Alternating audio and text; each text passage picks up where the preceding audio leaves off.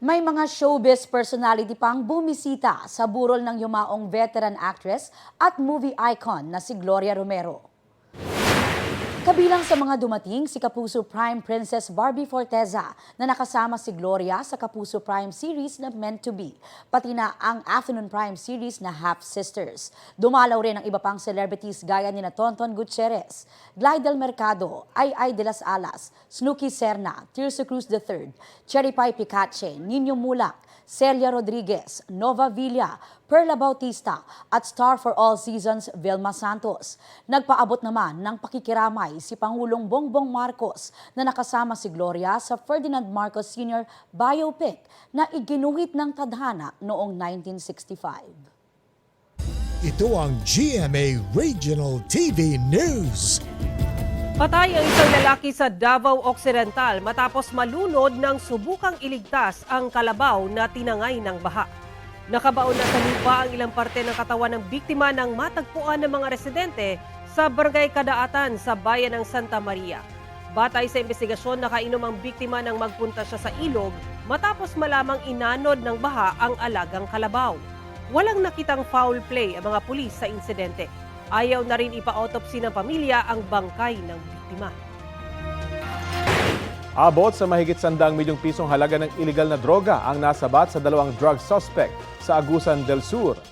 Balitang hatid ni Marisol Abduraman.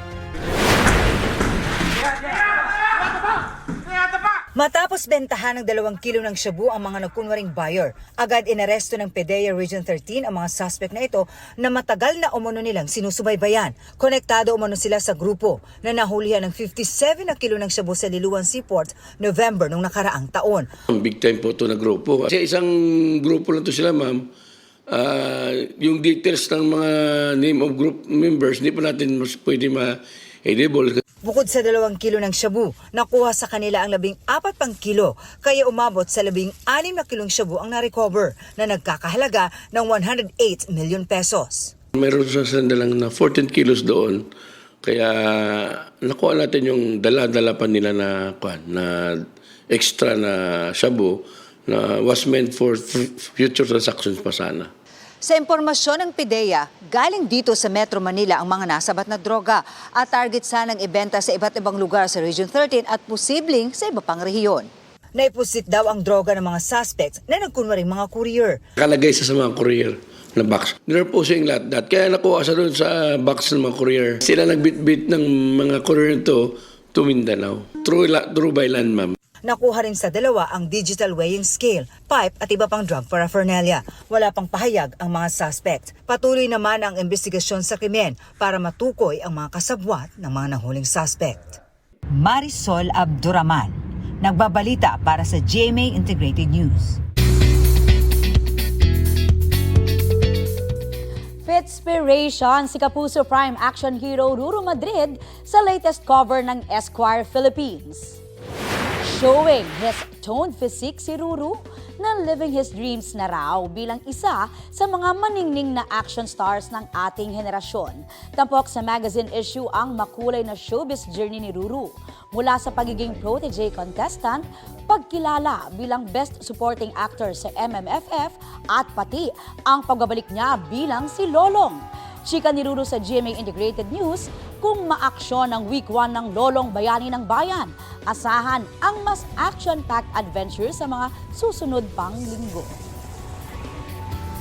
Abiso po sa mga magulang, nagpapatuloy po sa ilang paaralan ng early registration para sa ilang baitang para sa school year 2025-2026. Sa Dagupan, Pangasinan, sinimulan na yan nitong Sabado, alinsunod sa kautusan ng Department of Education.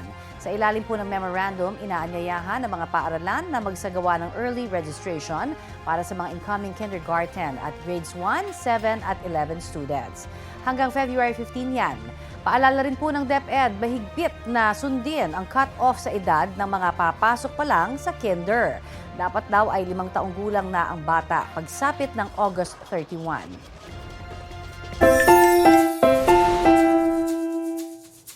Eto, tampok natin ang isang perfect companion sa Quezon City. Abot ang pagmamahal sa kanyang fur mom hanggang sweet dreams. Eto nga po ang bida nating aso for today. Abala sa paggawa ng report, ang Sales Development Officer na si Dayan Dumanico. Spotted sa tabi niya ang alagang Jack Russell na si Nano. Pero ang kanyang tila assistant, inabot na ng antok sa paghihintay. Ganyan daw talaga ang karaniwang eksena nila sa bahay. Nano man daw kasi ang alaga sa sukat at pangalan. Bigati naman daw yan sa ibinibigay na love at affection. Viral ang video with 4.1 million views. Trending! Ang cute. Yan, ang talino niyan. Matalinong Jack aso yan. Russell, Jack oo nga. Russell. At higit sa lahat, napaka-playful. Correct. Oh, Full of pero wala na energy. siyang energy noon, man. Kaya nga, Baka naubos. kakataka. Oo.